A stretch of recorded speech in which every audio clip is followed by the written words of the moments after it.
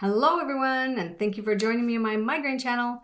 Today we're going to talk about what does it mean to be a highly sensitive person. So I'm a highly sensitive person, and you might be a highly sensitive person too. And what does that mean? Well, there's been some psychologists who have realized that there's about 20% of the human population and about 20% of the animal population that are highly sensitive, meaning that their nervous system, their sensory input from eyes and ears and touch and smell, all of that, we take in more sensory information than other people do. And what that means is that there's, as far as data coming in, so let's say you got smell and you got sounds and you're at the fair and you got noise and you got people and you got people's energy and everything going on. So for some people, they're taking in so many bits of information per minute. And for highly sensitive people, they're taking in quite a bit more sensory input information than the normal person, 80% of the population. And what that means is it's easy to get sensory overload or nervous system overload, where it's just like, whoa, this is way too much. This is a lot of stuff to take in at once.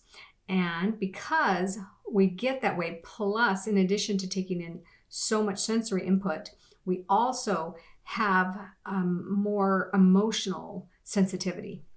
So we feel things in our body on a deeper level, and emotions can be very, very intense. So intense that a lot of highly sensitive people block out their emotions because it can completely overwhelm us. So we just block them out or try not to process them or something like that. So there's a lot of things that happen on the emotional level, a lot of things that happen on the sensory level. Well, this is a huge, huge component for people with migraines, because migraines are our brain gets low on resources and we can't process information, right?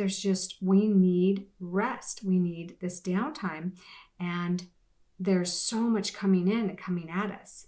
And that's one reason why when you get a real full-on migraine, you need a dark room, quiet, with no disruptions. It's because, you want no more sensory input. Whether you are a sensitive person or not, you still want no more sensory input. Well, for the person who's highly sensitive, we become overwhelmed by the reality of this exterior world so much faster than others. And what they did discover for all people that are highly sensitive is that they need more rest, more downtime, and more time with soothing, soft sensory input and not harsh sensory input. So what that means is, instead of, let's say you live in a city and there's honking horns and there's train noise, there's just a lot of loud noise, and you have that 24 hours a day. If you are a highly sensitive person and a highly sensitive person with migraines, that is just going to completely overwhelm the nervous system. You need more time where you're sleeping, where it's quiet, and where you can be soothed. That would be out in nature or with a pet or playing with family or children or loved ones, and doing things that are recreational, where you're not responsible for so much processing of data. It's more calm and soothing and comforting and relaxing. That is really important, because what happens to a person who's highly sensitive is you're bringing in all this data, right? And you have to process all data that comes in. The brain has to store it somewhere, think about it, use that information, and you need time for that. If we're taking in so much data because we're highly sensitive, we need time to process, and we do that on our downtime. So we need more downtime and more rest because we're taking in more data more quickly. Now, it might seem like, hey, if you're taking a lot of downtime, you're not being productive. No, don't think of it that way at all, because downtime is productive. Downtime is where the brain is processing all that sensory data input.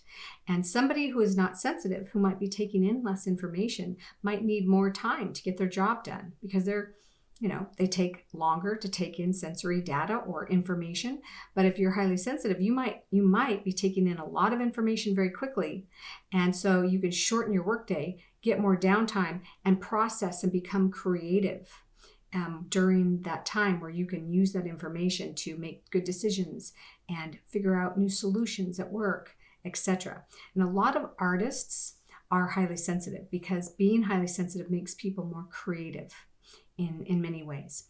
So I'm giving you a really fast overview of what it means to be highly sensitive and have migraines. But the most important thing that you can take away from this is that if you're highly sensitive, then you need more rest and more downtime and permission to have more rest and more downtime. It's really important. Now, what you can do is get 8 hours of sleep minimum, okay? Be sure and get your sleep. A highly sensitive person should not miss sleep. And another thing is that you can just take more time to either meditate, walk out in nature, take your pet for a walk, spend time with your pets or your loved ones, and do things that are soothing and calm, and do that every single day. I highly recommend Qigong and yoga because you want some gentle exercise as well. It's really good for the nervous system to do some nice stretches and gentle things for your body. So hopefully that helps. And I have a test you can take to find out if you're highly sensitive. I put the link down below. And I also have the migraine test that you can take. And you can look at my other resources that I have for people with migraines and for people who are highly sensitive. And to all those highly sensitive out there who are like myself, just want to say, I got you.